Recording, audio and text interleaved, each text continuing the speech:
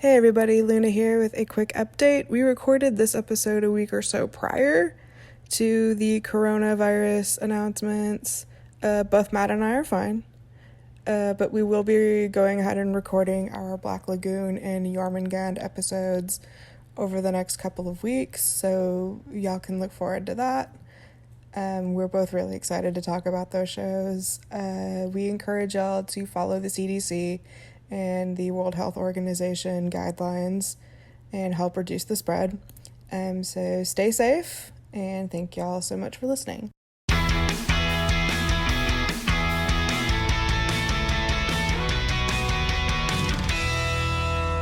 It's time for a Shway Media podcast.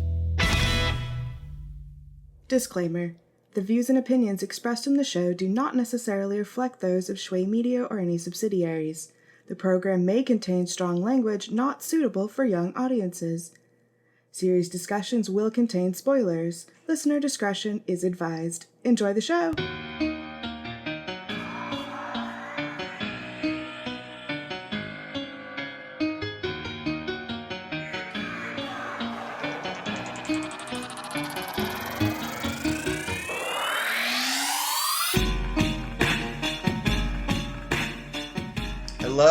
Hello! We are recording a special bonus episode, which is basically just all the shit that we didn't have time for in our last episode. Because we love you that much. So yeah, this is a bonus Dubterfuge. I'm Luna. Dubbed her bonus, I'm Matt. Dubbed her? I hardly know her. So we're just gonna give you like a little bit of news and then also like basically like the seasonal rundown that we meant to give you like 2 episodes ago, but A, we ran out of time, and B, we ran out of time. And C, we wanted to, but we also ran out of time. Yeah, pretty much. But this is actually kind of a good thing because now we're like well into the season. Like it's actually about to wrap up in another couple weeks, so we've actually have like a lot more like background and stuff on the shows now. So anyway, we're gonna start off with a little bit of news. So Funimation has like they're just doing They've given us a lot of stuff to think about this week. Yeah, pretty much.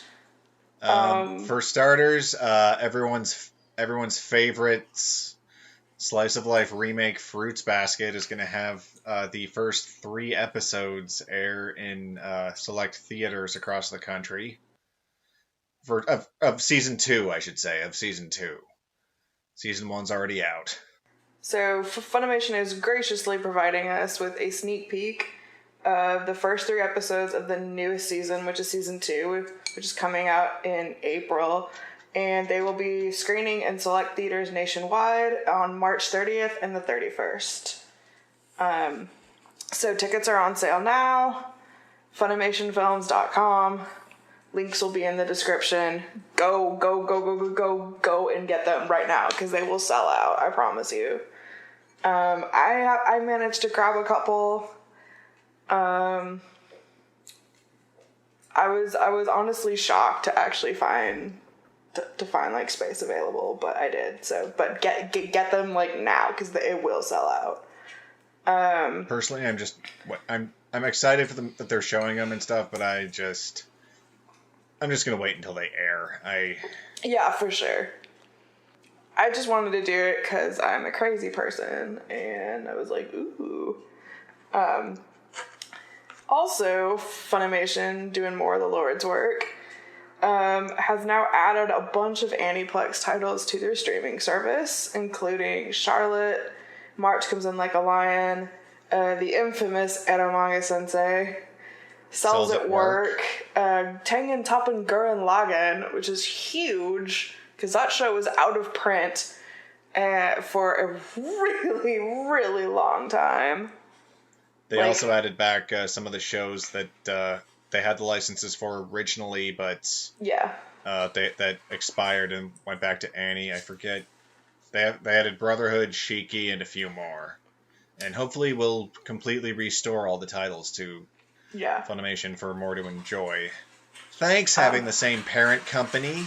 And then also, surprisingly, Funimation has added the first 4 seasons of the Monogatari series, which is by... If you thought Fate was a rabbit hole, holy crap. No, I think Fate's way more of a rabbit hole, but I think that's also because Fate's tied to a bunch of, like, mobile games, so I think that just makes it even more of a rabbit hole. But anyway...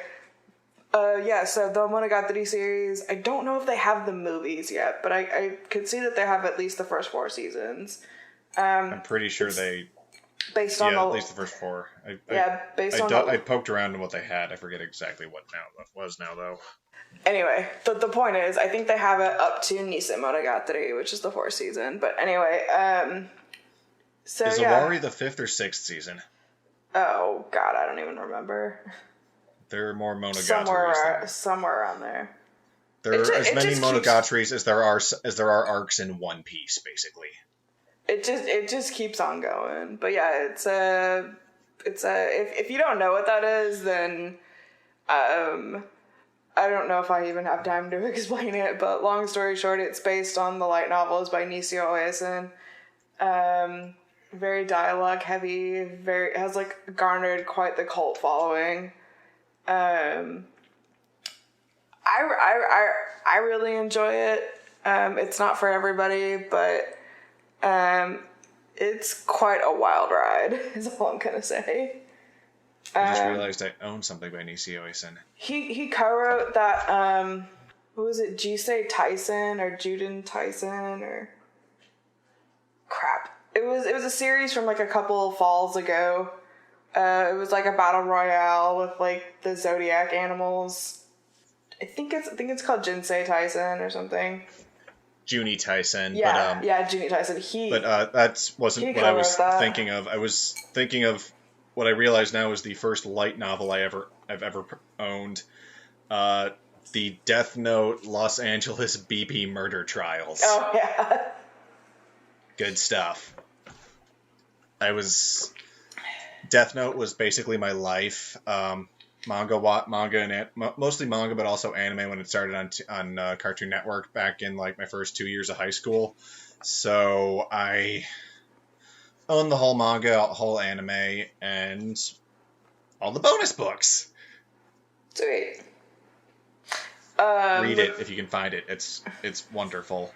I am not the biggest Death Note fan, but that's a whole other discussion that we do not have time for. Anyway, so also Funimation has announced 3 new shows coming to their spring lineup. We have Listeners. Okay, here we go. So this is this was announced at Katsucon. It's a brand new anime series from Jinin Daisaito. And it is from Studio Mappa. So Listeners takes place in a world where the entire idea of music vanishes from existence. The story follows Echo Rek, voiced in the Japanese by Ayumu Murasai. He's voiced Hinata and Haikyuu, Banyanya. I think he's Nagisa and Free. Don't quote me on that. But anyway, he's known for doing like a lot of like young teen guy voices because he has a really high voice. But anyway, who comes across a girl named Mew, voiced by Rie Takahashi, a girl who oddly enough has auxiliary ports on her body, kind of like headphone jack girl. So basically, right now it's Human Lost meets Dimension W, or not. Human Lost, After Lost meets Dimension W meets Dr. Stone. Mm-hmm. They work together to rock the foundation of society and bring music back to the world. So, if you don't know who Jean and Daisato are, so they worked on the series called Mekaku City Actors, as well as Kageru Daze, which are basically like Vocaloid adaptations. And then Daisato I think he also did some composition for Cowboy Bebop, Araki 7, and Samurai Champloo.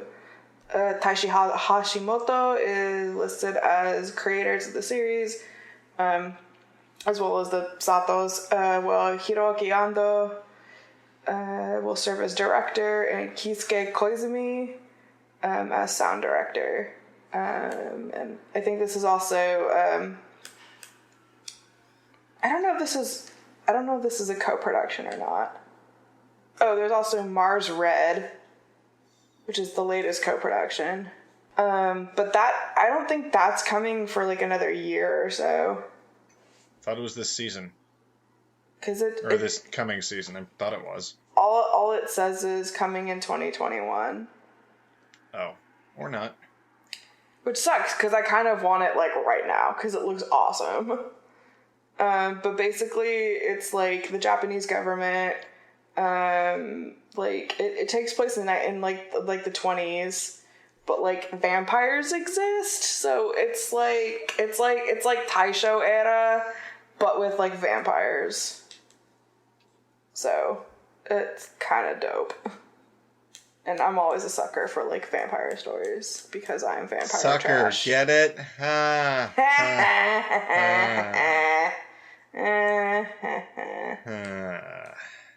Alright. Anyway. Leave the dad jokes to me. Anyway, the next couple episodes, or the next couple series,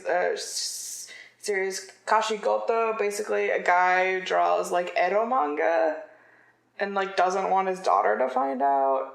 I feel like it's gonna be a lot of fun. Yeah, I feel like it's one of those shows. It's like it's not as weird as it sounds. It's probably gonna end up being actually like really cute. Hopefully, I hope it is, just because it seems funny and I want to like it, but at the same time I'm going to approach it with some cautious optimism, because as long as the dad doesn't wants to discourage, doesn't want her finding out, and is like instead of just wanting to show her everything or whatever, it's like keep it PG, don't corrupt the kids, don't be that guy. Next up we have Wave Listen to Me, which basically is like a total mood. But so this girl, I guess, like is having like relationship problems, so she goes out with her friends and gets like wasted. And then ends up like on a friend's like radio show, just like spilling her guts, and only to find out that her rant has been like broadcast like on air. But it also like lands her a job at the station, so like go figure. But anyway, I was watching the PV. It's like pretty fun. So there's a lesson there. Go out and get drunk with friends more. You never know where it might lead. Also, if you happen to wander into a radio station, by all means, stay the hell out of the studio. Just gripe to the person behind the desk in the lobby. Make sure there's not a mic in front of you if you're going to spill your guts. There's a reason you don't see microphones and recording equipment at a therapist's office. Also because for like legal reasons, HIPAA and all that. Work with me. Well, yeah, but work with me here. Yeah, because no one wants their like deepest, darkest secrets getting recorded and broadcasted. In other news, a Kickstarter campaign has been started for the OVA for Island of Giant Insects. And if you haven't heard of this, I don't blame you. However, Sound Cadence has signed on to produce the dub. They announced their campaign back in February, and it will conclude later this month. And they've been slowly but surely announcing their dub cast. Yeah, English cast members. I ended up backing it because I just want to support more localized titles. So I just selected the tier that was just like donate with like no reward. Like $1 to $5 tier or whatever. Yeah, the one that's just like just passing through, like also I'll support it, but I don't want anything. Kind of thing. I might do that. I can't really support it I can't really give it any big support at this moment. Not that I don't want to, but finances. It's just not really like my kind of genre, but hey, I mean, hopefully I want to encourage more things like this so we get more things like localized over here. Mm-hmm. Anyway, so their goal is to raise approximately like $80,300 something dollars. So far, they've raised about $20,000. So, if that sounds interesting to you, please go support it. It's on Kickstarter, and also just supporting more localization is just a good thing because that means we will get more anime, which is a good thing. Truth. I think that's it for the news. On to the rundown part of the rundown. Yeah, so overall, this has been it's been an okay season. Nothing is not really... great.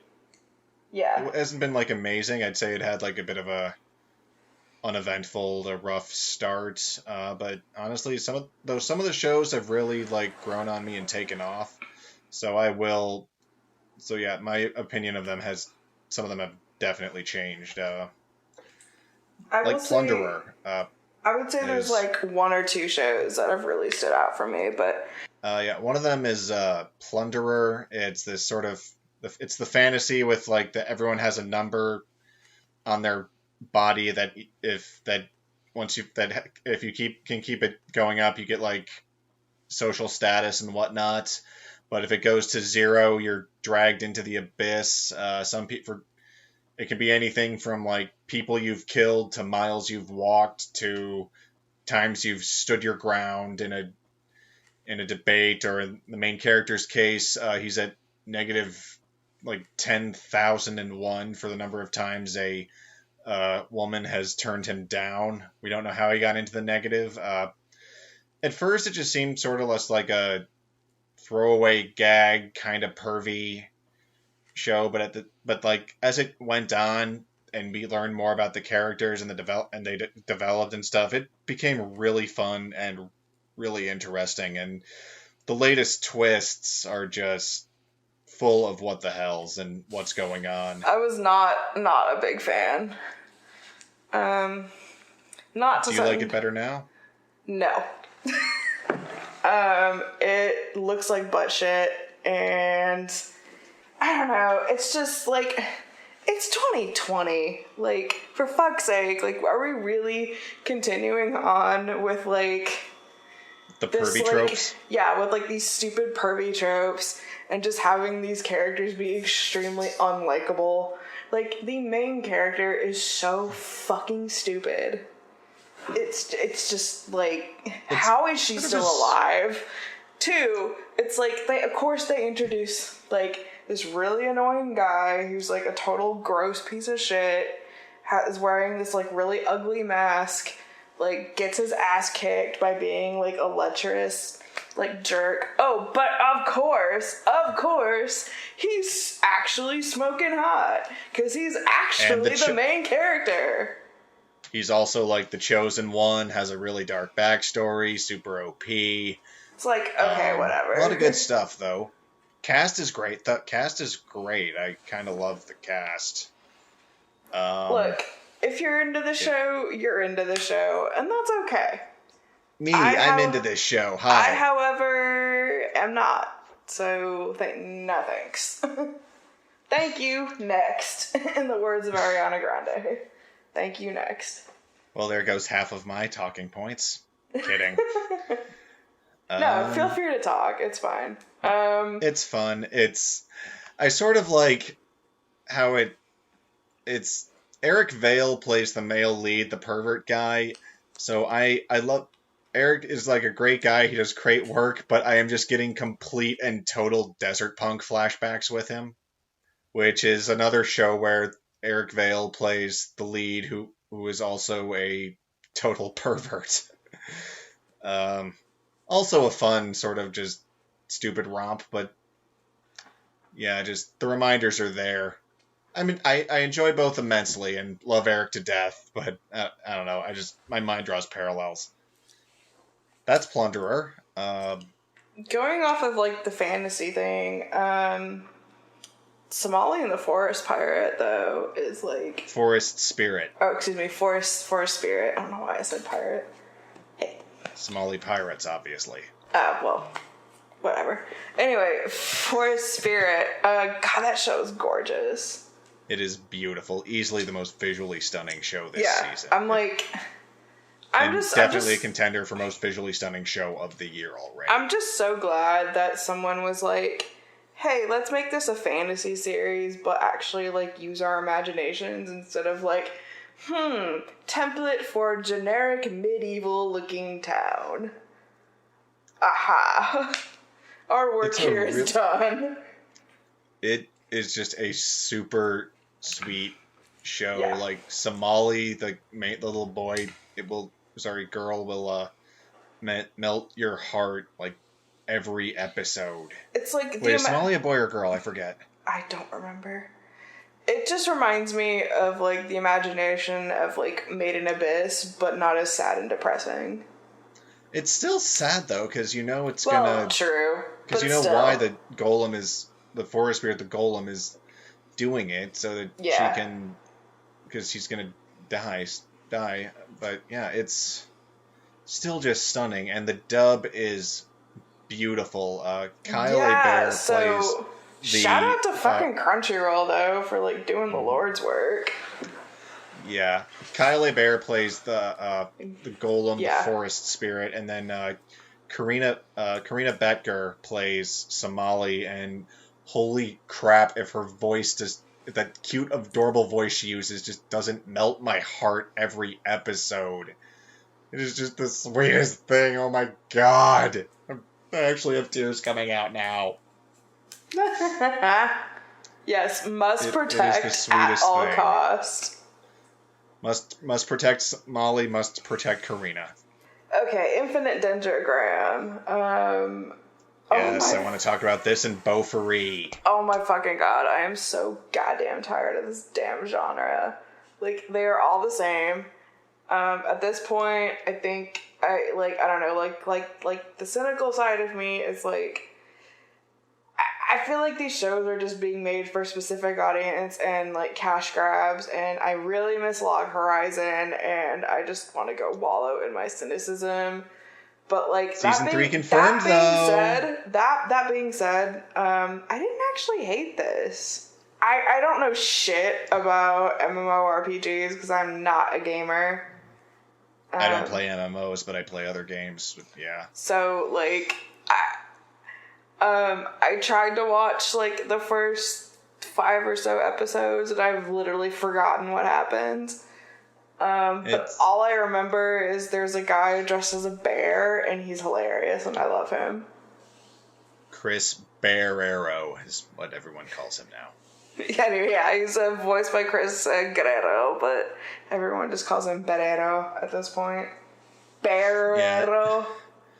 Which I think is adorable. You bring up something I want to talk about with Dendrogram and then Beaufory, and it's that you mentioned Log Horizon, and like, yeah, a lot of people are going to be comparing these shows to SAO, Log Horizon, Overlord. Really quick, the game in Beaufory is like literally like New World Online, and that made me laugh so hard. Yeah, that's true. That being said, I think I like Beaufory a lot better. I do too. It's way more lighthearted and fun. She's just adorable. And she basically is me every time I try to do something stupid in a game, and I'm just like, I have no idea what I'm doing. Button mash. But somehow I did it and overly well. Like, her Maple is just broken as fuck. Like, to the point that the admins and devs had to rewrite the rules just so they could nerf her character, her power a bit. Like, they had to rewrite the entire game's rules for one person. She was that broken. I love her. I want to protect her at all costs. She is Okay, you know I have a soft spot for, like, adorable dumbasses. Yes, you do. She is yet another adorable dumbass cinnamon roll. And I want to protect her forever. I love her. I love her. Oh my god, in the first episode, when she was battling that little, like, bunny thing, and then she beat it, and then she cried. Because she was like, no, I killed it. It's like, oh, honey, it's a game. It is just too cute and fun, and honestly, it's the first VR, that and Dendrogram are like the first two VR MMO shows, or sorry, Full Dive FD VR MMO shows, where they're not trapped in the game. They can come and go as they please. It's perfect. It's just all in good fun. Me. That actually surprised me. In the first episode of Dendrogram, I was like, oh, they do not die when they are killed in the game. Yeah, okay. They can completely fucking changes. respawn. It completely changes the mood and shifts it from like from like having to be about like beating the game and survival, like we saw in SAO and Log Horizon and parts of Overlord, to hey, it's a game. Let's do what let's do like what the creators intended and just play it and have fun and fuck around and just meet people and make friends and have a good time, instead of trying to like live through this boss fight literally. It's that like, being said, oh hey, we found this hidden grotto, let's see what treasure's in there. Side note, I really want another season of MMO Junkie. Just saying. Okay, continue. I want it to be FDVR MMO Junkie for season 2. Just advance it into the future 20-ish years. That'll be fun. Yeah, honestly, if you watch Dendrogram and Beaufory as you with the same mindset as you did with SAO and Log Horizon, you're going to be disappointed because that's not what they're trying to do in these shows. For sure. They're just having fun in these shows. They're playing a game. They're not living in a game. That's the key difference, and that's how you enjoy them. Also, I don't mean to dictate it, to tell people how to like it. It's just you have to have a different attitude with this. Oh no, for sure. Are you watching Nekapara? I have not, because I am not. It's adorable. I was gonna say something. What? Never mind. It's adorable. It's about these cat girls working in a cafe. Look, I am not Neko trash. Therefore, no. It is my weekly dose of cute that I need. Okay, but if you knew what it was based on, you would hate yourself. That's all I'm gonna say. Oh crap! Ruin my innocence. What is it? Please tell me it's not an arrow. Tell me it's not an arrow gay. If you know, you know. That's all I'm gonna say. It's an arrow gay, isn't it? It might be. Anyway, it's an arrow gay. Crap! Gonna have to give this one up like I did if it's for my daughter. Oh no! There's this. I can't remember who it was. It might have been Gigak, but anyway, he was like whatever, cat, they're supposed to be cats, right? So cats are always much older in human years, right? So he goes to look up their ages in human years and they're still too young. And it's just motherfucker. What the hell? And I just laughed my fucking ass off. It was great. Anyhoozles. Apparently though, I'm just gonna enjoy the antics. Yeah, I was gonna say, I'm just gonna enjoy the anime antics. is pretty tame. It's really sweet and cute, and honestly, there's the occasional suggestive joke, jab, tease, but nothing cringy. I don't think it's awkward. anything out of anime that we haven't seen before. It's nothing where you'd have to shield the kids' eyes, basically. Thankfully. So I don't know if you've been watching this, but I have, and again, Crunchyroll has released the first episode dubbed, but I've been watching the sub as well. That is Inspector, aka Iwanaga's Book of Friends. because it reminds me of Natsume's Book of Friends. But you've seen the first episode, right? Yeah, back when it was subbed, so it's been a minute. Okay.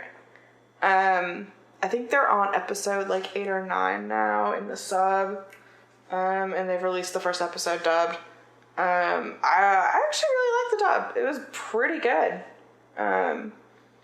So I look forward to hearing more, but I don't know. I just really love this series a lot.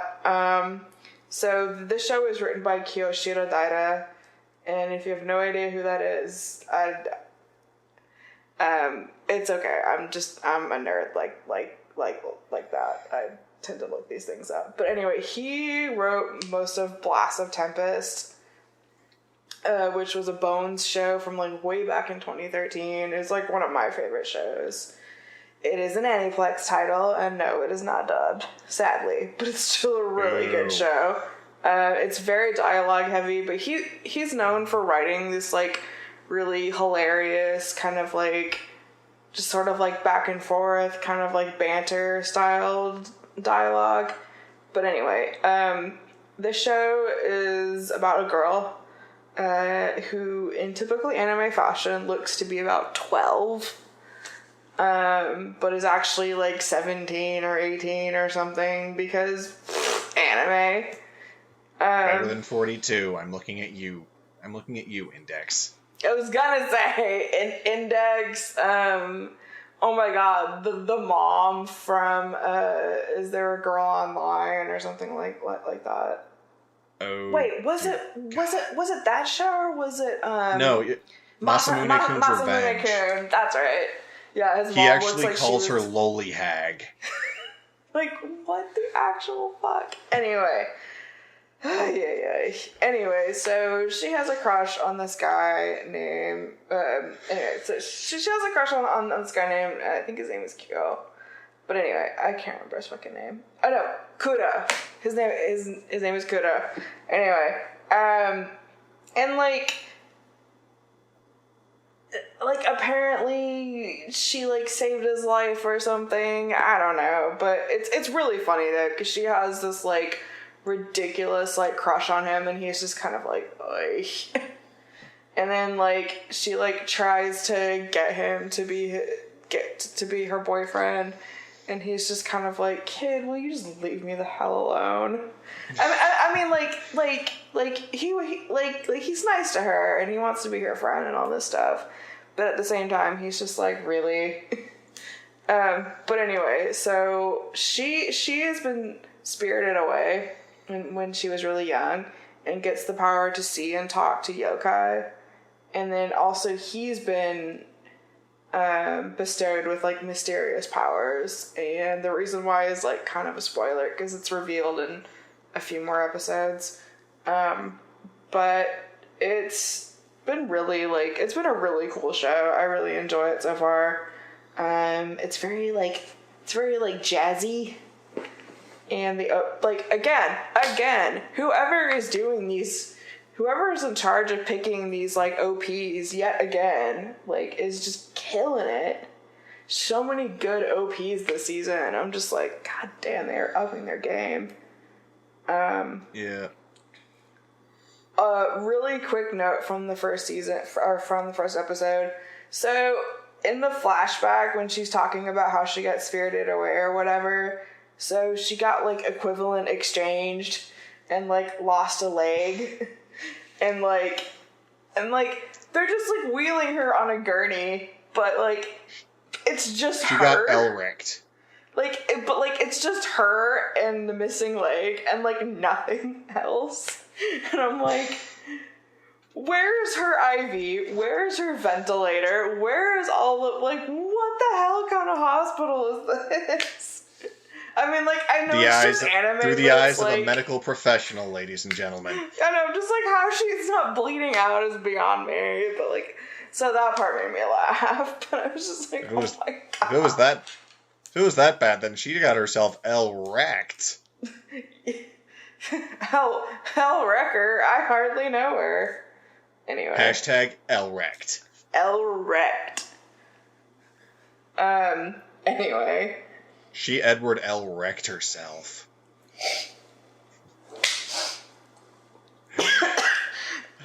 Oh my god.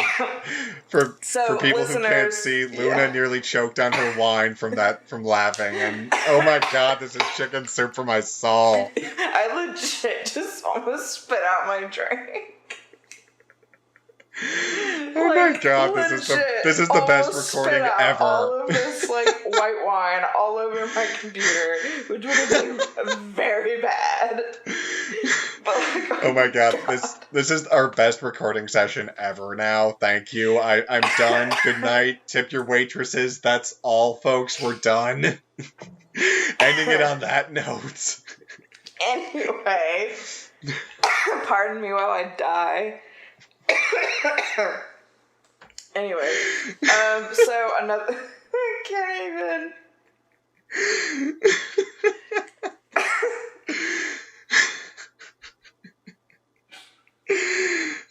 I'm having trouble breathing now.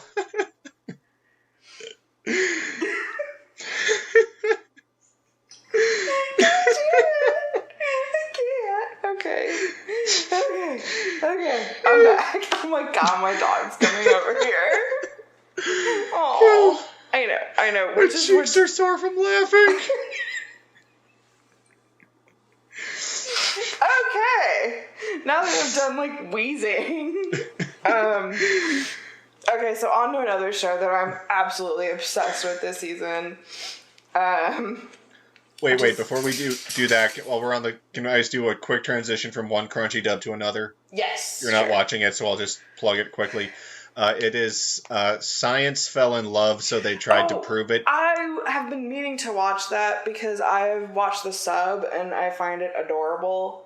So I haven't. The dub is solid. It's really good. They only know one of the cast. Billy Kometz. Oh, okay. From Shield Hero plays the male Yukimura. I just haven't gotten around to watching the dub yet, but yes, that is definitely on my list because that show is adorable. And it's just stupid, sweet, just these two nerds who have no idea how to interact with other people are suddenly find themselves with feelings, but since they don't know anything besides science, everything they analyze about it is scientific.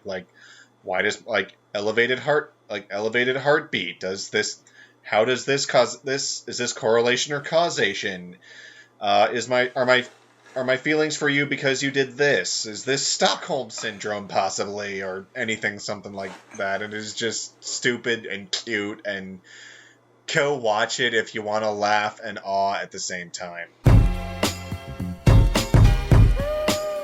So on to a show that I'm completely obsessed with.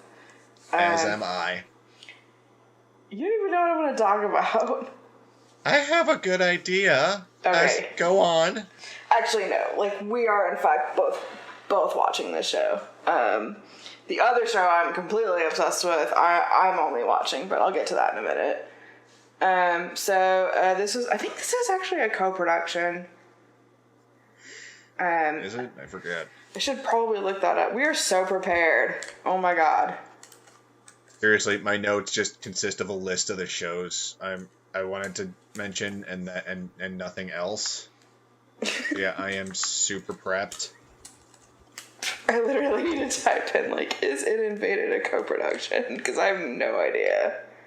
Oh shit! This is the wrong thing. This is the wrong one then. Oh, what were you going to talk about? I was thinking of Smile Down the Runway. Oh, well, actually, that show has really surprised me, and I think that's definitely a dark horse. This show, I feel like way too many people are probably sleeping on that show, but it is wonderful. Yeah, it's my model academia. Yeah, we could talk about Anime Project Runway for a little bit. This show is it just gets me in my heart every episode. The past couple episodes though have been focusing on Ikoto, I think is his name. Yeah, the design, Chiyuki's friend who's trying to become a designer. It's been focusing on him and how he's been sort of bouncing around from people, but at the same time, like still trying to learn. Like either like he took he took a class slash competition, and then he's also studying other designers in the industry. So yeah, they make a good model designer duo. What I kind of like about the last couple episodes too is like he's kind of really learned like how like okay, like yes, as an artist you should inject some of your personality and like some of like yourself into your designs and because it's still your artistic expression, but on the other hand you still have to think about the clients. And, like, if a certain client asks you to design something for them, you have to kind of keep that client's preference and personality and everything in mind. So he kind of learns that, like, somewhat the hard way in the last couple episodes. Like, I think he tries to make, like, he gets this idea of, like, I'm going to make pajamas, which is actually kind of brilliant. I like the design. I thought they were cool. But on the other hand, like, he keeps, like, trying to inject too much of himself into his designs, and he kind of forgets, like, oh yeah, I have to design this for a model. Not for me, or something. Yeah.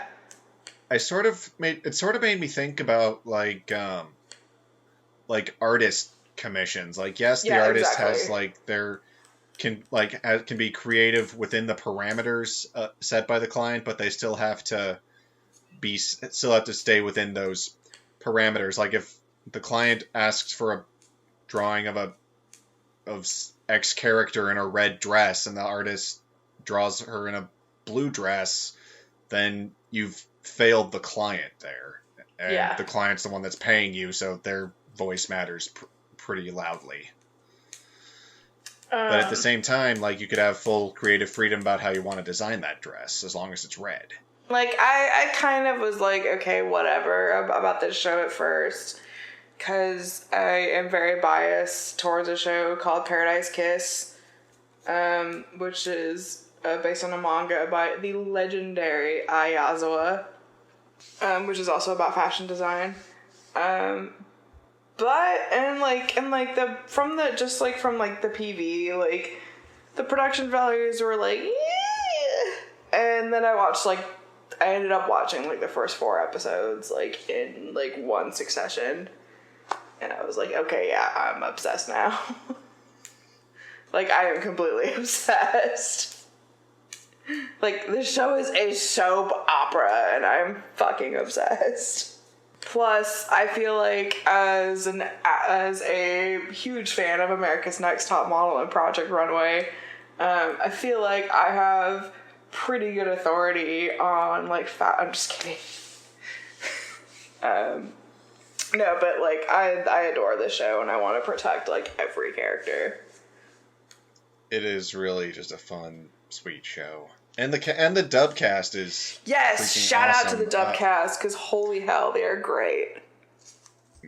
Macy Johnson as Chiyuki, yeah. And Derek Snow of Fire Force and Noreen as Ikito, and they just both crush it. They have, like, I mean, okay, so I know, like, dub actors, like, don't record at the same time. But still, like, they just have really good, like, chemistry together. Yes, that's one of the other reasons I love the dub about this show. They just click in the booth there, and I love it when you can. I love it when you can't. I love it when a show makes me question, like, did they really record separately?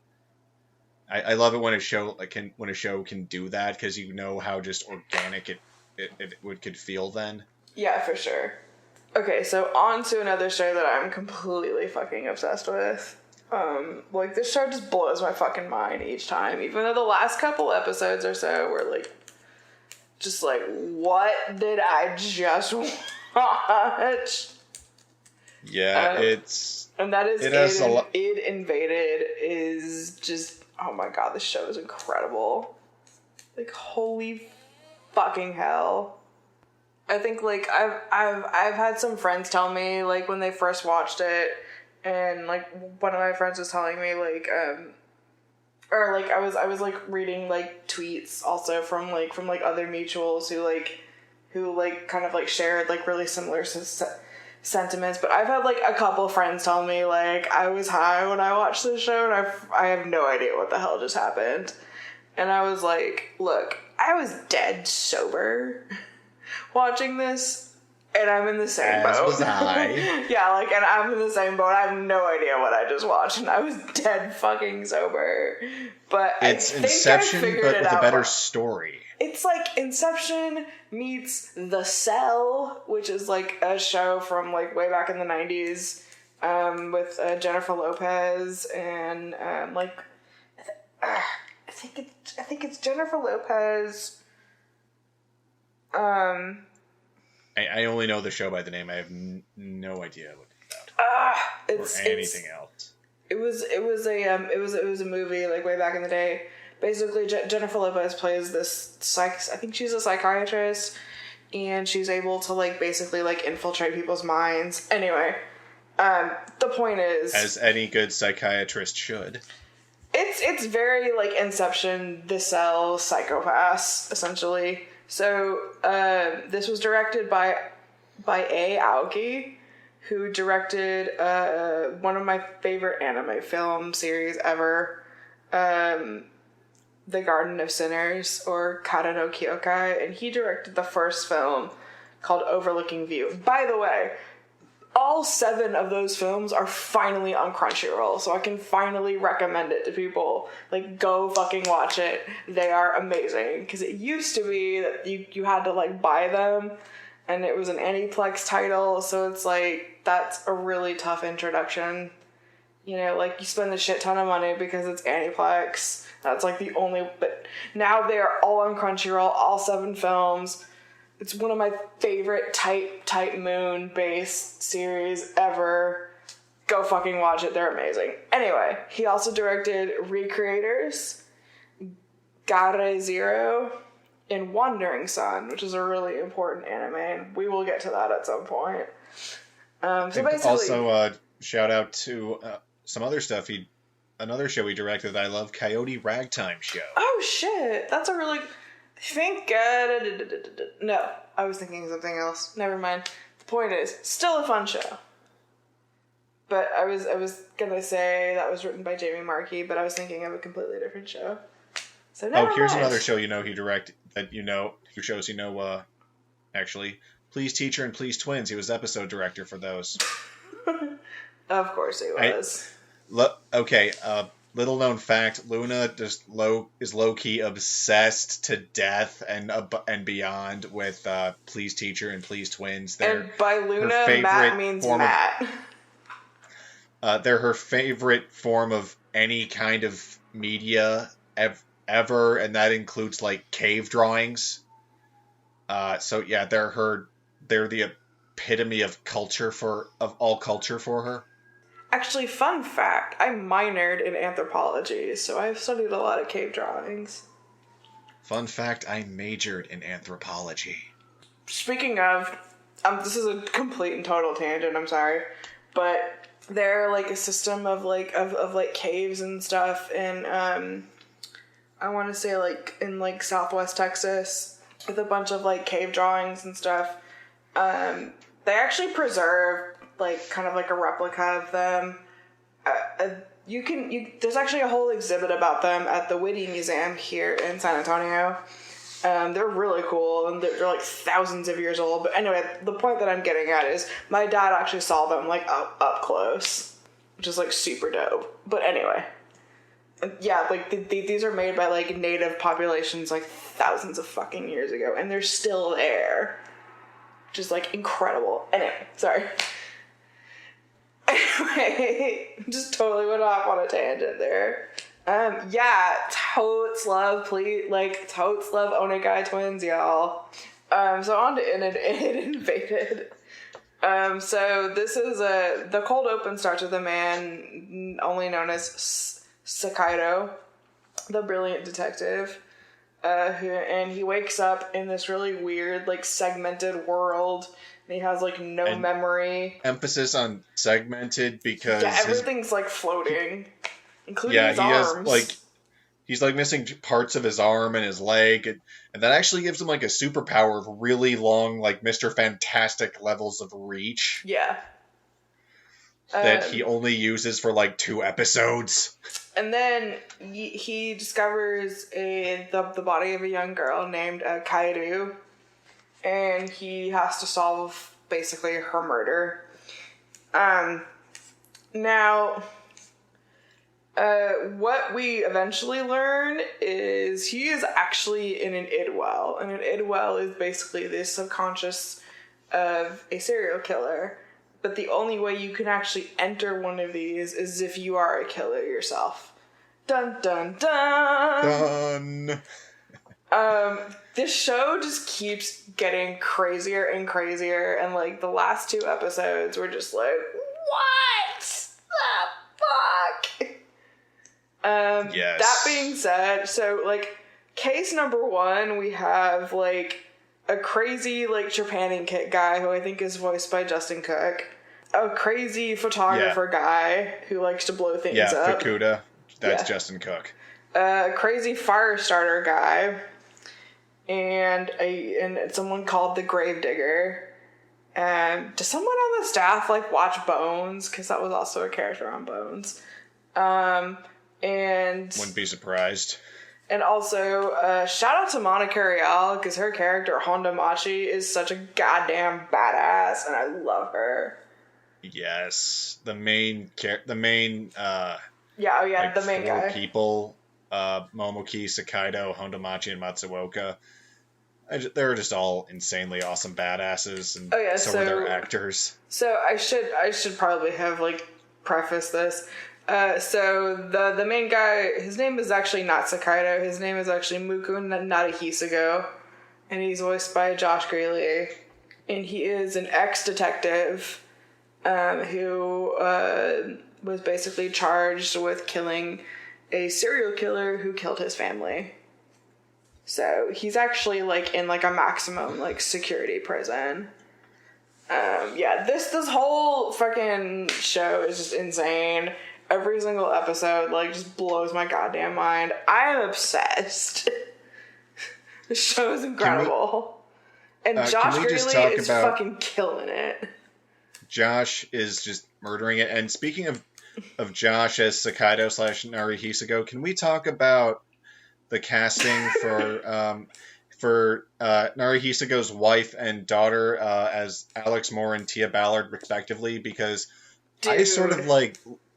I lost it when they all had that scene together, because that was like a Devil is a Part-Timer reunion that we didn't deserve. Okay, but can we talk about that montage in episode 10 and how much it made me cry?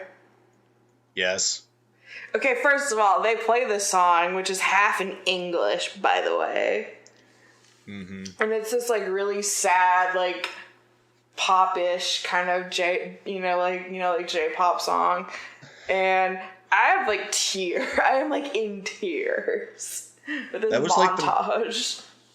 That was, like, the happiest dirge I'd ever heard for a song. Like, it was, like, an upbeat dirge, basically, and yet it worked. It was weird, yet it worked. So props to whoever wrote that, because damn you creative. Like... oh no, and, like, the twists just keep getting even more cray-cray. So, like... The twists keep getting twisteder. Like, I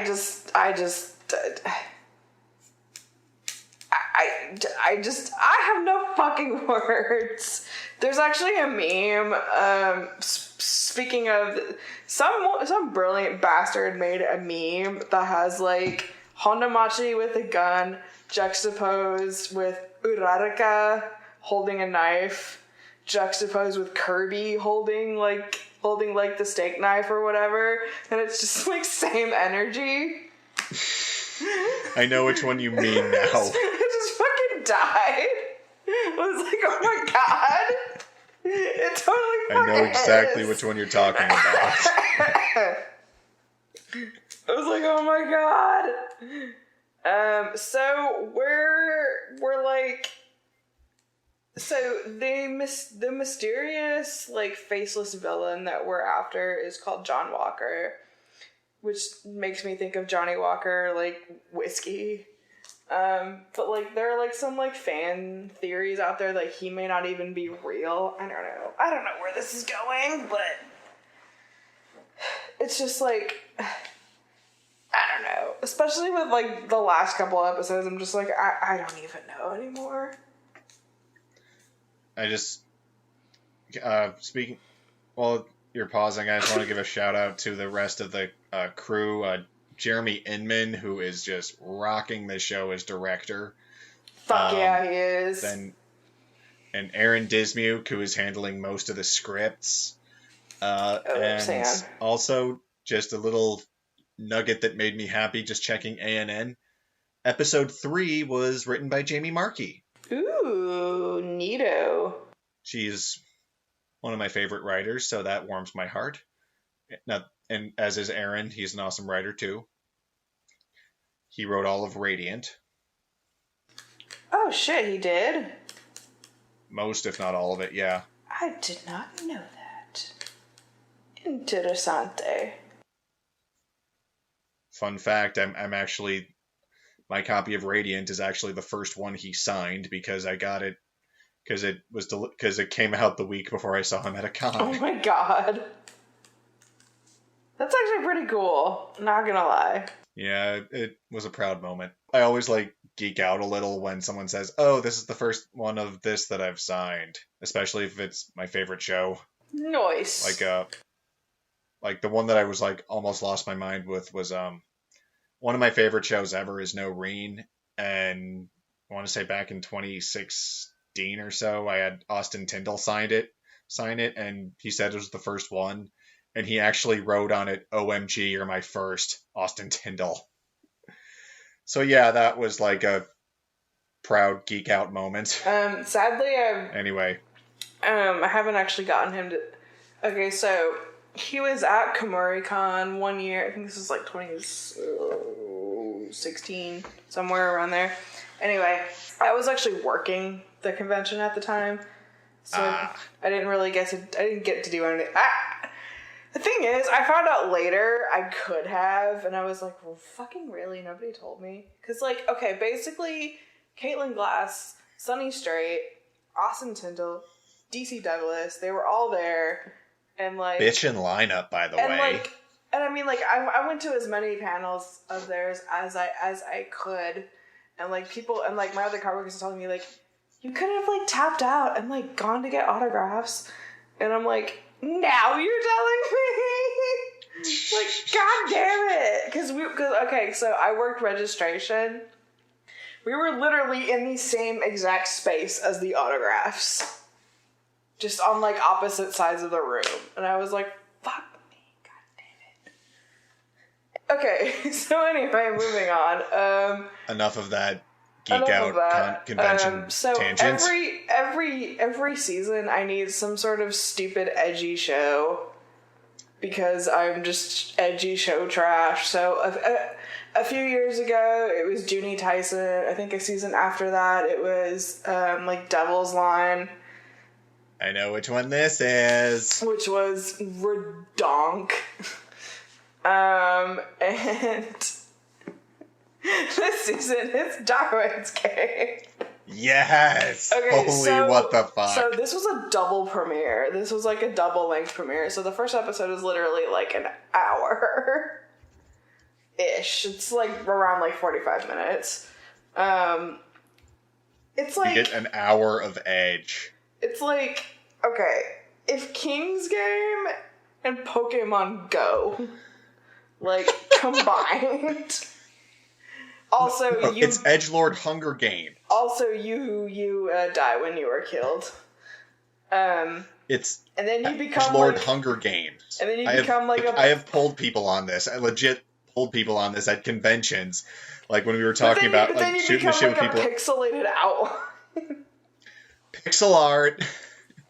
I remember just talking I forget what con I was at, but I was like chilling in line with some people, and we were just talking about the shows we were watching, and someone brought that up, and I just said, I call it Edgelord Hunger Games, and they were just like, that is just perfect. Because it is. It's like every man, woman, and child for themselves, and kill or be killed. Hunger Games, yo. Speaking of, in September, you need to get your ass down here for San Japan. I'll be in Dallas next week. Well, yeah, but that's like 4.5 hours away. You have until... I'll be driving You have until... I'll be driving 14 hours, so 4.5 is like, eh. Yeah, but I have a dog. Anyway, the point is, you have until September. Yeah, I'm working on that, sweetheart. The only convention I have coming up is MizumiCon, and then there's also MiniCon. If I can't get to Dallas, if I don't move to Dallas before May, I'm going to ASEN. That's about it. Is it ironic or coincidental that you're moving down here and I'm trying to move up there? It's ironic. Sad and ironic. Anyway, the point is... Just move up a little, not all the way up. Like, just move up to Dallas, Dude, Tulsa-ish. See, the thing is, when you're from South Texas, like, I swear to God, this is the last tangent I will go on, I promise. Bullshit! I know. But the point is, when you're from South Texas, the absolute last thing you ever want to do is move up to North Texas. Like, yeah, I've heard that. We just do not like each other. And yeah, I've heard that. I have a tendency to run my mouth on Dallas because it sucks.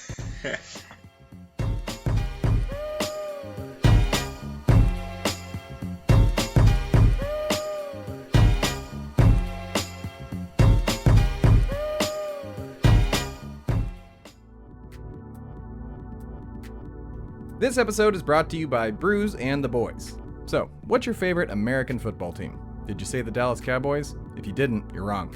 And if you're still saying, well, Tim, no, they're not my favorite team, well, let me recommend that you listen to the Brews and the Boys podcast with Michael Sizemore and Tom Ryle of Blogging the Boys so that they can prove to you that your favorite team is indeed the Dallas Cowboys. Brews and the Boys is your friendly neighborhood podcast that's a lot like going down to your friendly neighborhood bar and watching and talking about the game with your friends. Every week, Michael and Tom give an in-depth analysis about what the Cowboys have done, what they're doing, their player stats, player analysis, everything under the sun that you need to know about the Dallas Cowboys you can find from Michael Sizemore and Tom Ryle every week on the Brews and the Boys podcast on Blogging the Boys and the Vox Media Podcast Network. For more information and episodes, head on over to brewsandtheboys.com. And now, back to the show.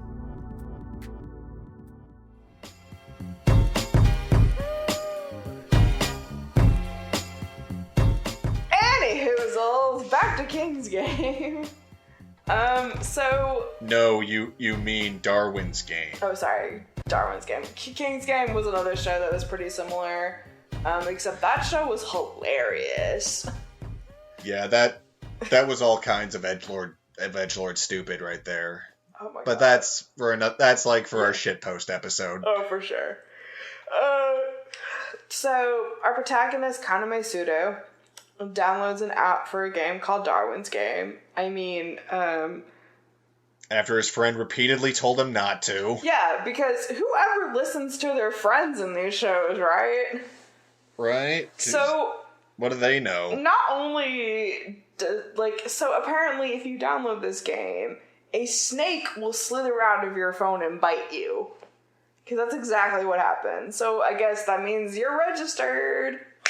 So, instead of, downloading, a QR code or something, you just get bit by a snake. Yeah. And now, you've been introduced into this, death battle. And you have to ward off, psycho mascots and, other players trying to kill you. And there's a weird lolly girl in a red dress. Who is, really into you and also the best player, so... Yeah, no, honestly, the show is edge as fuck. So, honestly, Shuka, the lolly in the red dress, is, honestly, just one of my favorite characters, because she has a badass weapon. she will kill you with a smile on her face, and she is just also really sweet. Yeah, so Kaname meets Shuka. I cannot say her name correctly. The cute. You Shuka me all night long. She shook him all night long. Yeah, she did. Like, watch the show. You know what we talk about. But basically, they square off in a fight, and then he whoops her ass, and then of course now instead of killing her, she becomes his loyal servant. Basically, she wants his babies. I mean, she wants to team up. Team up, babies, same thing. Basically, she won't up on that now. She won up on all. So that. I think this might be the first show to have a yandere loli character who doesn't have pink hair. Is she a yandere though? Because okay, we haven't really seen her around other girls to get jealous yet, so it's hard to say at this point. I mean, she's still kind of a murderous psycho. Well, anyway, the point is she doesn't have. Maybe she's not. Maybe that's why she doesn't have pink hair. Because she's not quite a yandere. Maybe for her to go full yandere, she has to have pink hair. Because those are the rules. True. It's still blonde and pure and hasn't been stained yet, I guess. Anyway, is Alexis Tipton her voice? She is. Alexis Tipton is Shuka. Stephen Fu is Kaname. God damn it, they're killing it. Yeah, they are. This is another show that Clifford Chapin is directing this season. What's the other one? Runway. That's right. You said that. Yeah. So Models and Murder is Cliff's mantra this season. And also shout out to the awesome writer of the Darwin's Game script, Caitlin Barr. She is awesome and killing this. Nice. I love her. She is amazing. She's awesome. Yes, we love you, Caitlin Barr, and anytime you want to come on the pod, you are more than welcome. All the Dubterfuge love to you, girl. Yeah, in fact, anyone from Funimation, Sentai, just don't worry. We want guests. Yes, I promise. We don't bite. We're really friendly. We would love, honestly, you are automatically invited anytime. Anytime. We don't bite unless you're into that. Anytime you want to come. Moving on. Anytime you want to come on the show, please reach out to us. dubterfuge@gmail.com. Or just one of us privately. Any hoozles. So, I'm only watching this show, but I am completely obsessed. I'm watching it too. No, the next show I'm going to talk about. We are both relishing in the insanity and stupidity of Darwin's Game, and I love it. It's wonderful. It's like a car crash. You just can't look away. Yeah, I kept on thinking I was going to give up on it, but then the next episode kept coming, and it was just I just couldn't stop. What the fuckery. Same. It's like one of those things where it's anytime I'm down on myself, I'm well, at least I'm making better life decisions than these people. It's it could be worse. A crazy guy in a panda costume could be chasing me. Yes. Watch an action suspense horror thing if you're ever down, because it's well, at least I'm not getting murdered by vampires or murdered by other people with superpowers, or at least you're not dying of a disease. At least you're not trapped in a game. Yeah, I was gonna say, at least you're not trapped in a video game. At least you're not being chased by giant titans. Any hoozles. Moving on to the next show that I am fucking obsessed with. I know Matt's not watching it, but I am trying to get him to watch it. This is Keep Your Hands Off Eizouken, the latest from Science Saru. Masaki Yuasa, you brilliant fucking bastard. I swear to God. This show is incredible. This he is on fire this year. Oh my god, because like Ride Your Wave was incredible. This show is incredible. And now I think he's doing like another like Netflix deal that's like coming out pretty soon, at some point later this year. But like, he is such a brilliant bastard. Oh my god. But anyway, dude is busy. Nice. Yeah, no, like I'm so glad like they are getting work. Yeah, no, this guy is just like a machine. Like, I don't know how he does it, but anyway, I fucking love this show. So, Eizoken is basically just means like film club in Japanese. So basically it's about a ragtag group of girls who want to make their own anime. So like somewhat like kind of like Shirobako, but instead of actually being like adults like working in the actual industry for like actual studios, these girls were still in high school and they're just trying to like do it themselves with what little money they have. So one of the protagonists is Midori. And she has kind of like a knack for drawing. Actually, I should say passion. So she has just like countless like sketchbooks, just like filled with these like crazy ideas. And so one particular moment that sparked all of this was when she was really little, and her mom had to like go out and like run some errands, I think, and it was like rainy and so on, and she was like, look, just hang out and like watch some anime. I'll be back soon or something. So she turns on the TV, and what she witnesses is Konaso, the Lost Island, which is clearly a shout out to the classic Miyazaki Future Boy Conan. But like, you ever just like watch an anime or a show or whatever, and it just like reaches like a certain part of your soul, you know? Like Yes. It just like speaks directly to you.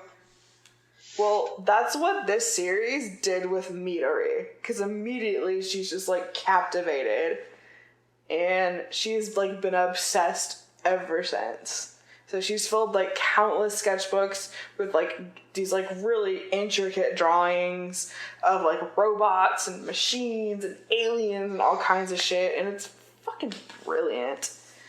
So she wants to start an anime club. So it's like her and her best friend Kanamori, who's like tall and like kind of acts as sort of like the straight man for the show. Like, she's very like deadpan, whereas like Midori is very like energetic and like all over the place. And they happen upon this other girl named Tsubame, who's also an artist, but she is also a model. And she's also a part of like her family is like super wealthy, and she's constantly like evading like her like security detail at school in order to like participate in like school and their like club shenanigans. But yeah, like they like are trying to basically put this like anime together, and like it'll like shift to like these like rough cuts of like animation, and like it kind of reminds me, or like their like imaginations will just like run like wild, and it kind of reminds me of like in like the Rugrats when like the babies, you know, they would like play in like a box, and then all of a sudden the box becomes like a spaceship or something, you know, and they would just go on this like adventure like in their imagination. That's basically what the show does. Like, they'll come upon, you know, like a tractor, and it'll turn into like a mecha or something. Like, the show is just incredible. Like, you can tell like these girls are just so passionate about what they want to do, and I think that also like mirrors like Masaki Yuasa's passion and the rest of like the crew at his studio, Science Sadu. God, this show is just incredible, and it's just killing it. Each episode just gets even better. Like, this might be anime of the year. I know the year has just begun, but definitely anime of the season for me anyway. Also, the music in this show is great. The OP is super catchy. Like, easy breezy.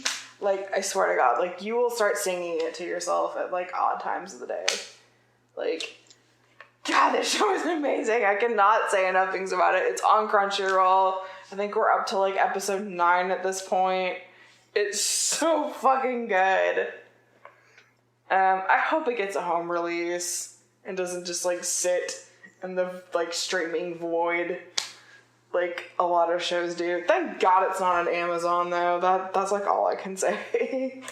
You talked about show you're only watching. I'll talk about one that I'm only watching. It's not as fun and high energy. It's a little bit of like a head scratcher overall, and that is, if my favorite pop idol made it to the Budokan, I'd die.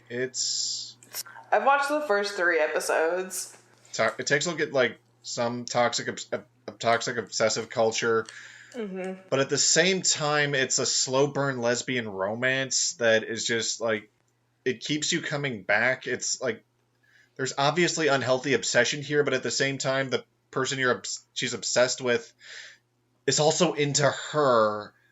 So that sort of like negates it somewhat, but at the same time, it's still there. And it's like also really sweet.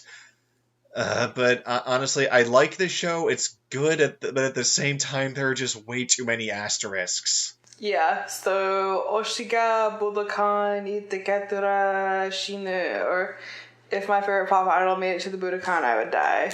I've only watched like the first 3 episodes of this. It kind of put me off a little bit. I don't know if I want to go back to it. It's about this girl named Eripio. We don't know her real name, but that's like her sort of nickname. Yeah, I don't understand how to pronounce her name, but anyway, she's like Eripio, a huge idol fan, and so she's really enthusiastic about Mina.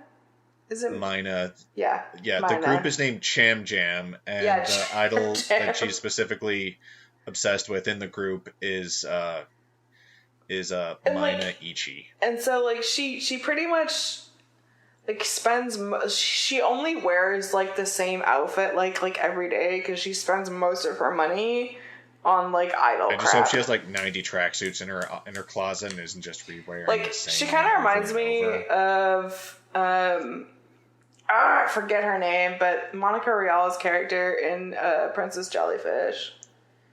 Who like always wears. I know who you mean. Yeah, she always wears like the same like green tracksuit. But anyway. Yeah, I know. I forget her name, but I know who you mean. I don't know. Like, so it's weird because it's like this woman, like she's a grown or whatever. She's a grown 20s. adult. Like she is a grown ass woman, and she has a job, like a full-time job, and yet. Yeah. And yet, like, she spends most of her free time, like, obsessing over this idol. So, I don't know. It kind of turned me off a little bit at first, because I was like, this is really unhealthy. The unhealthy factor is there, definitely. I'm not going to try to sugarcoat or deny it. There is some cringe-worthy moments there.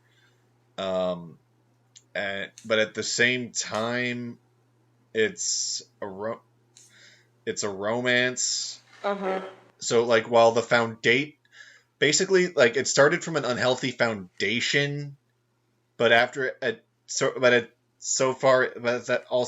like blossomed beyond the foundation into something, I don't want to say completely pure, but less unhealthy. Mm-hmm. There's a lot of just questions that need to be answered here. here that we probably won't, just because none of the characters are self-aware or qualified therapists. Yeah, for sure. But yeah, there's a lot of like just elephant in the room stuff that I wish they would like be aware of, but at the same time, it doesn't. Doing that would detract from the story. So yeah, it's a good dub. I like the show, but at the same time, it's not without its major flaws. Yeah, for sure. Yeah, honestly, like as someone who studied psych, I encourage you to watch the show and just see sort of how the romance evolves and what your take is on that. I don't know. I've been kind of saving most of my psych for It Invaded. But yeah, no, I wouldn't mind returning to the show at some point.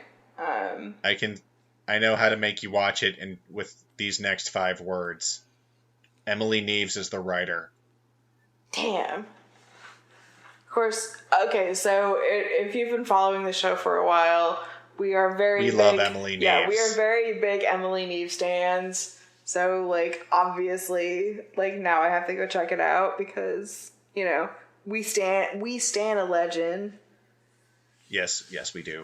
Always. Oh, are you watching Toilet Bound Hanako-kun? I watched, like, the first couple episodes, and then I kind of got bored. Yeah, I was about to give it up after, like, the first 3 episodes, because it was just way too abstract, but after, like, the 4th or so episode, they really toned it down, made it a little more story-oriented and less, like, sort of, like, cryptic-y, kind of. Mm-hmm. So it's gotten better, and the dub is great, but, like, yeah, the method of storytelling for the first several episodes, I just did not care for. But, yeah, it's gotten better. The art style is fantastic. That's, like, the most attractive part of the show itself. So, for those of you who are unaware, this is actually based on, like a real thing. Like, it's said that, I don't even know how to begin to like, just describe this, but, okay, so, there is an urban legend within Japanese culture. Hanako-san is kind of like,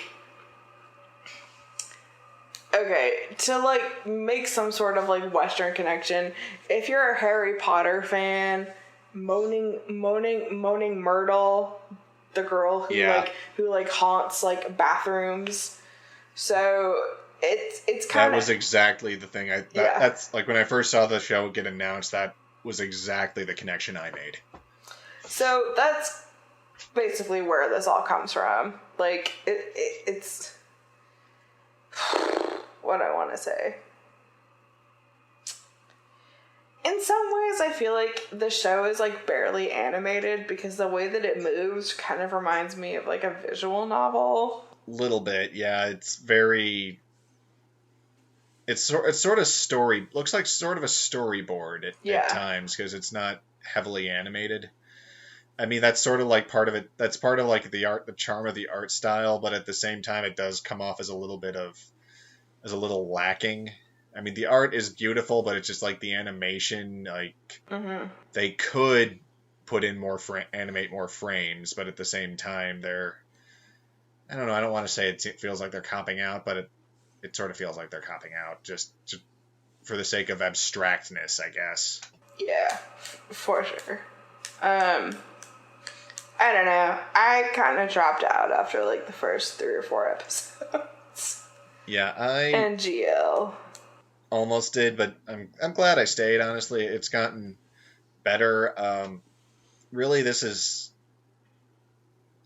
honestly like the one person who really stands out in this show, actress who really stands out in the show to me is Kara Edwards. Her narration work in this is phenomenal. Like it is like soft yet spine tingling, and I loved it. Jade Saxon's the director, with Justin Briner as Hanako-kun. So and the dub is really good. Not gonna like try to not. I'm gonna give credit where credit's due. The dub is fantastic. Tyson Reinhardt is Ko and Tia Ballard's Nene, and they all rock it like beautifully. Oh, I didn't know that was Tyson Reinhardt. I thought it was Chris George for a while, honestly. Yeah, I was gonna say until I checked I legit thought it was him, and then I was like, wait a minute. I remember on Twitter, Tyson, Chris George, and then Ben Phillips had a hilarious convention panel idea where they all sit in front of we're all at a table with a curtain, a blackout curtain. Oh yeah, and you have to guess which one's which. And you have to get. Yeah, I thought like that's like the dating game meets Name That Tune, basically, and I thought that was funny. Can they please since they're so alike vocally? That would be amazing. Yes.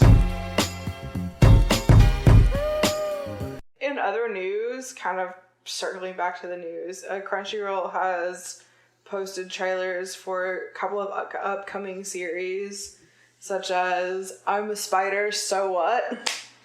Which will premiere at some point this year, but it's based on like a light novel series that a guy gets reincarnated as a spider. It's really funny. And then you might like this because you're isekai trash. I am isekai trash. Which is The Eighth Son. Are you kidding me? Or Hachinate Sore wa Nai Desho, which is based on a light novel series. Crunchyroll just released it has a light novel name, trailer. So that was I pretty much guessed. So the story is as follows. Shingo Ichinomiya, a normal average employee for a trading company, wakes up one day to find himself inhabiting the body of Wendelin, a 5-year-old boy and the 8th son of a destitute noble family in a fantasy world. Wow. Just like Knights and Magic or Wise Man's Grandchild. The novel series is also inspiring a game adaptation as well. What? Anyway, this will premiere on Crunchyroll, I think, on April 2nd. Or excuse me, it will premiere on Tokyo MX on April 2nd. I imagine Crunchyroll will stream it as the show airs. I've yet to find any April 9th premieres. That's my birthday, so I want to see what premieres on my birthday. Speaking of, yes, we will be doing something special for Matt's birthday for the show. I'm excited, speaking of He's extremely excited. I already hate myself. And I love her for it. Okay. Yeah, it's gonna be mostly me just like geeking out, laughing, making random quips and observations. The shit you do for your best friends. Hey, we're gonna do some shit for you on your birthday, and it's gonna be a complete. I'll be the one saying the shit you do for your best friends. Oh, for sure. For sure. I'm gonna be watching some stuff that I'm gonna be like, otherwise, why would I be watching this? Speaking of, really, or actually not really speaking of, but whatever. The point is, High Dive has also, and Sentai have also done some of the Lord's work by licensing After the Rain. Whoa, they did? Oh yeah, they did. I remember this now. Sentai just announced that they licensed After the Rain. I don't know if there's plans for a dub yet. That hasn't really been announced. So I am like knocking on wood and like crossing my fingers, like please. If please, not a please, dub please, cast, please. then at least just a regular dub. That show needs to be dubbed. It's so incredible. They've also licensed the film accompaniment for Seitokai Yakuini Domo, and if you don't know what that is, it was a series from like way back. I watched the first few episodes. It's like sexual shit posting. Yeah, it's like shenanigans. Also, there is a woodpecker. Imagine Pop Team Epic, but in a school. Also, Crunchyroll co-production premieres on April 13th for Woodpecker Detective Office. Woodpecker. It's based on, obviously, a Fujoshi thing. Woodpecker, yeah, I get it. Anyway, the novel, it's based on a novel series that's set in the Meiji era and centers on fictional versions of real life poets. And basically they kind of like go on sort of like a ghost hunting quest throughout, Meiji era Japan. So I'm just wondering though, do you think pretty cool. Universal or not Universal, Warner Brothers would be willing to like toss a coin to your Witcher and like let them insert a bunch of Woody Woodpecker jokes? Just because they can? Probably not. Although that'd be hilarious. Yeah. I think they copyrighted the laugh too, so they couldn't even do that. Probably. Also, PA Works is coming out with a new show that looks pretty awesome called Appare Raman. Set to premiere in April. If this ends up on fucking Amazon, I will cry. Yes, please. No Amazon, no Netflix prison. The fucking trailer looks so awesome. But essentially, the anime is set towards the end of the 19th century. After a certain mishap, the brilliant but socially inept engineer Sorano Appare and the shrewd but cowardly samurai Ishiki Kosame find themselves drifting on a boat from Japan to America. What? An anime in America? Unheard of. Completely broke. The two decide to compete in the Trans-America Wild Race to win a prize and return back to Japan. They face crazy rivals, outlaws, and the great outdoors as they race through the wild, wild west. From starting line in Los Angeles to the finish line in New York City, they travel in a steam-powered car that they have built themselves. It's Wacky Races, the anime. The show is nuts. If you haven't seen... this has my attention. If you haven't seen the PV, do it right now. It's on YouTube. I need God, this looks fucking awesome. It's fucking Wacky Races. Again, if this is not on... please, Crunchyroll or just somebody. If this ends up on Amazon, I will cry. Is Dick Dastardly going to make a cameo or Penelope Pitstop? Probably not. But still. Let's see. I think that's it for my notes. The only last thing that I hadn't crossed out on my notes was it's not one of the new shows, but season 3 of Railgun is banging. Oh boy. I figure people who are already watching that are probably already... Actually, speaking of series that are continuing, I've finally caught up on a little bit of My Hero Academia. It is criminal how behind you are on that. I know. I'm a season and a half behind. But I caught up on honestly, a little bit of it. When you say that, when I see that on Twitter, I'm just I don't even know her. Who is she? I know. I'm sorry. It's just... While it was airing, several seasons ago, I think it was, last spring, but, I was in school full time, and I was just dealing with a lot of personal crap, so, it was just really hard to keep up, but finally I got because, I just saw the movie, so I was I should probably catch up on the show at some point, so I'm working my way through season 4 right now, so just, bear with me. I'm pretty excited for spring. I'm so excited to see the first 3 episodes of Fruits Basket. Yeah. I am excited for the new shows that are coming to Funimation. Fire Force is next season too, isn't it? Or is that the season after? I think it's summer. Crap, okay. Actually, I would have to double check that because I'm not entirely sure. But I do know that No Guns Life is coming back, and that show is fucking awesome. Yes, I'm excited for that. Okay. Speaking of No Guns Life, that reminds me of just one more show I completely forgot that I'm enjoying immensely this season. Hatsuna Illusion. Oh yeah, I do have some notes on that. So at first, I was completely underwhelmed. In fact, going back to my old notes when I first watched it, I was like, I think I literally said something like this is like Hayate the Combat Butler, but if it weren't funny. Hayate the Combat Butler, except with magic and master thieves instead of a fighting butler. Yeah, I was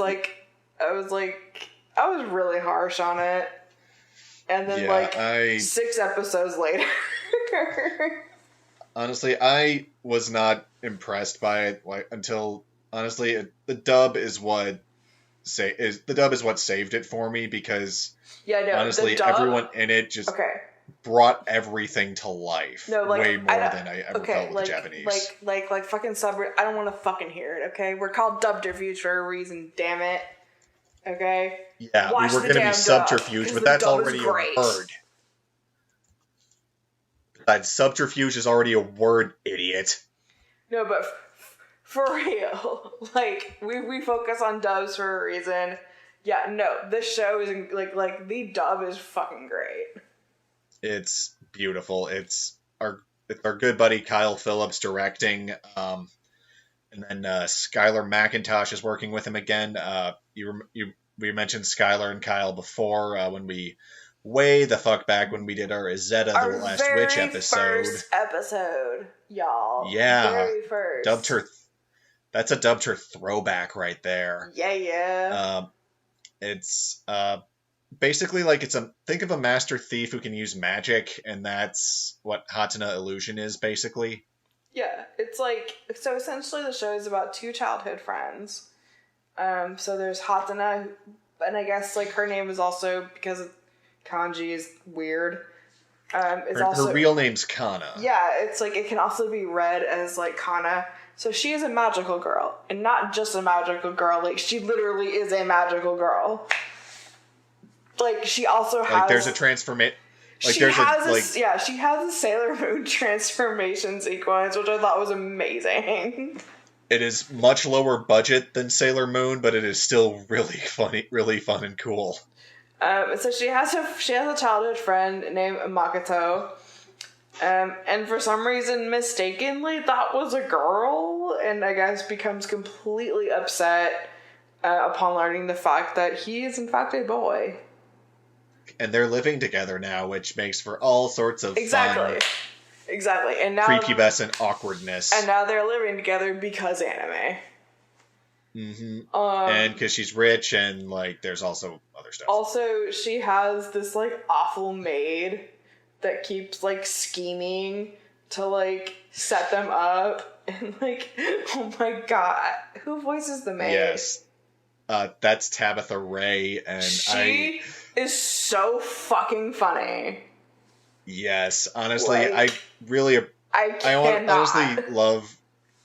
I've loved the last couple things she's done, she was Arrow in Fire Force and got to just really just go crazy as a villain, and now she's just this she's this scheming funny evil kind of maid / high school student, and she just gets to emote so much, and I love it.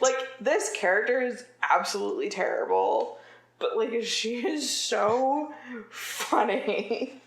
Yes. She is so goddamn. She's a genius. She's so fucking funny in this episode, or in this show. I kind of love her. You can't you want to hate her, but you can't just because she's so perfect. Funny. She's so fucking funny. And she's just so passionate. There's just so much. You can just feel the passion coming through, and it's just you want to hate her, but you can't. It's just so. And then hilarious. you have her butler, I guess, who's just kind of he's Jeeves. He's normal, regular, everyday straight man. Straight man to the madness. He's kind of like the straight man. He's just kind of like, oh well. Oh well, yes. I was going to drive you over to school now. It's like, oh no. Then Emma would be like, oh no, we're running 3 miles so you can work on your magic. Yeah, Jeeves is played by Ben Phillips, who is crushing the straight man bit and providing some great contrast to the crazy that is Emma and Makoto and Hana. There's honestly a lot of people Kyle's worked with before that are just really I'm glad are sort of all back, because he worked with Skylar and Izetta. Kimona Lewin, who plays Makoto, is new, but then there was Danny Chambers is playing their friend Kokomi, who we know from Ancient Magus' Bride. Sarah Roach is playing Kana's little sister Yumemi. We know her from Fire Force. And then Tabitha's worked with Kyle a bunch of times for Fire Force, Dagashikashi, a couple other things. She's also assistant directed him. So it's sort of it's a real nice, tight-knit group that I like. And also, if you haven't figured out by now, these two are probably going to hook up. Oh, duh. How is that not obvious? It's pretty, especially with the episodes that have aired now, it's this is so obvious. Yeah, that it's setting up for they're setting it up for a date. Oh, for sure. And honestly, one last person I want to, or actually 2 more people I want to point out and give some shout outs to are Brianna Roberts, who plays the mother Maeve. For sure. And she just brings the perfect energy to that. I love it so much. And then Trina Nishimura, who plays one of the villains, Miss Tominazawa. And she's just one of those rich, waspy kind of evil, old, rich, waspy kind of middle-aged ladies who's also evil. So, that kind of. Oh yeah. And honestly, watching her do that was just a treat. Trina doesn't get to play many or any villains, so that was a fun, fun side to see of her. Yeah, she really. Well, maybe she has. I can't remember. I would have to go through her stuff, but recently she hasn't played any. She hasn't played any villains.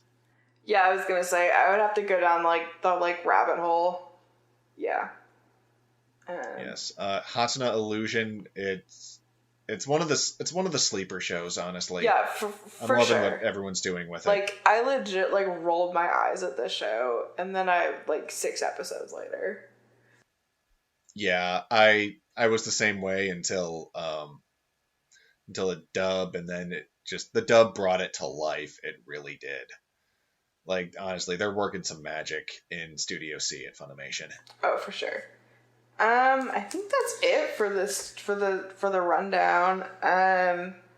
So yeah, this is basically everything we didn't have time for in the last 2 episodes. Next up though, and even then, even with all this extra episode, we're still way fucking over time. Oh, for sure. But even then, next episode, we're going to be covering one of my favorite shows, probably in the entire world. And it's one that, about it. Matt has never... I'm on episode 9 of it or so. Yeah, I'm just going to say it because I'm so excited, but, so we're going to be covering Black Lagoon, which is one of my favorite shows, because Revi is literally my favorite anime character, period. I love her. She is just I love her. She just gives off this. I would rather be anywhere but fucking here right now. She has one of my favorite one of my favorite lines when she's crawling out from under a table, and she's just fuck.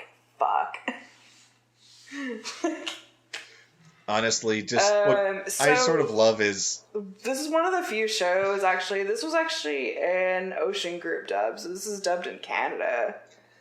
Yeah, this was a rescue that Funny did. Yeah.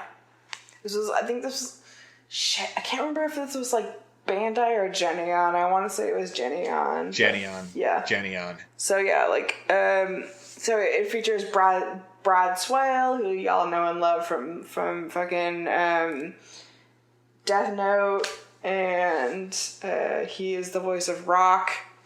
And then Marika Hendricks, I think, is the voice of Revy.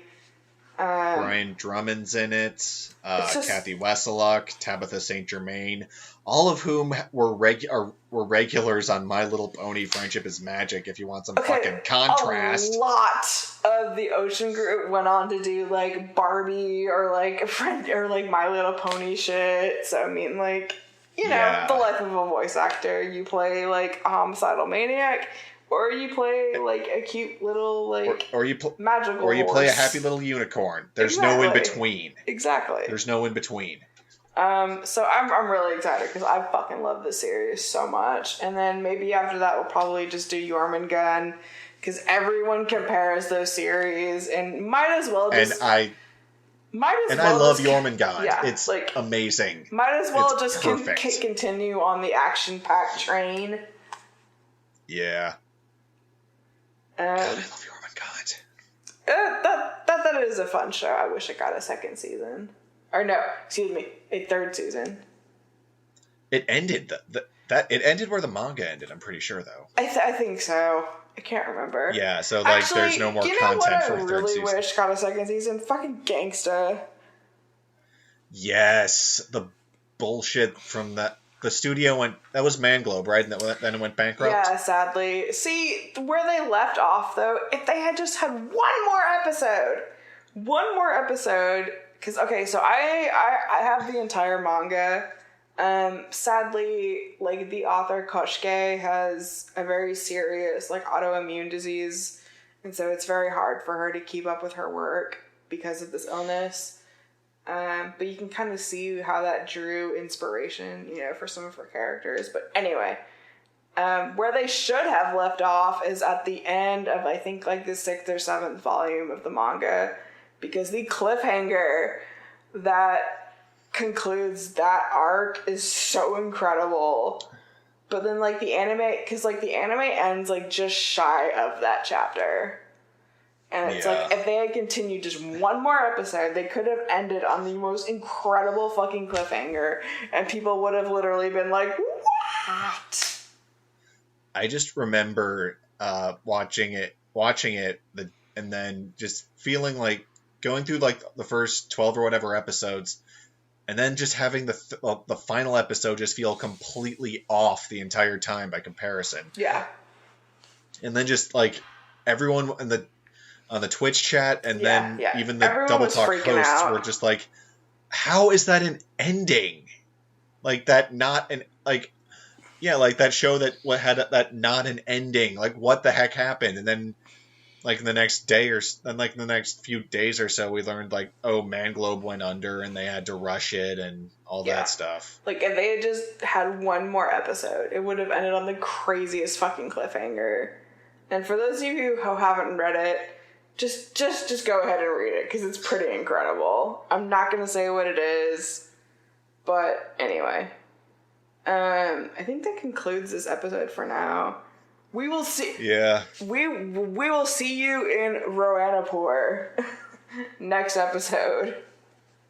We are hopping aboard the Lagoon Company pirate ship all the way to the South China Sea. I'm so excited. It's gonna be fun. I'm liking the show so far, and then I'm really and we just the episode I'm on, we just learned we're just introduced to Roberta and her charming personality and brutal, like, oh my god, superhuman strength, and like her OVA, Roberta's Blood Trail is just insane. I'm excited for the OVA, honestly, after the other episodes. Just wait, though, till you meet Balalaika. I've heard good things. That's all I'm gonna say. She's legit the most badass character. Oh my god. Anyway, thank you so much for listening to our little, like, bonus episode. Follow us on the social medias. Yes. I'm at Matthew H. Voss. So you can find us on Twitter at DubJFuge, on Twitter and Facebook. You can find me on Twitter. I'm at lunatic, capital L, 3 O's, NAHTIC. Because why make something easy? Exactly. And then we are also opening up our email, so you can submit us like questions or thoughts at dubterfuge@gmail.com. Or you can always just feel free to tweet us your thoughts. We are absolutely open to your thoughts and opinions. Please add us. Yes, please add us. Like and subscribe on YouTube.